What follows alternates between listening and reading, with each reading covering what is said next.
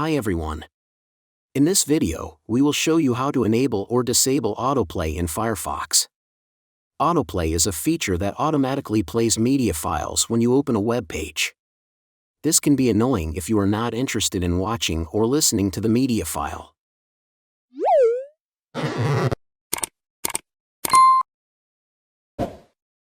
Click the three horizontal lines in the top right corner of the window. Click on the Privacy and Security tab. Click on Autoplay. Select Block Audio and Video.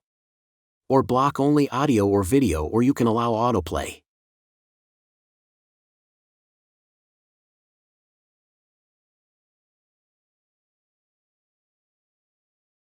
I hope you found this video helpful. If you have any other questions, please let me know in the comments below. Give it a like up and subscribe to my channel for more content.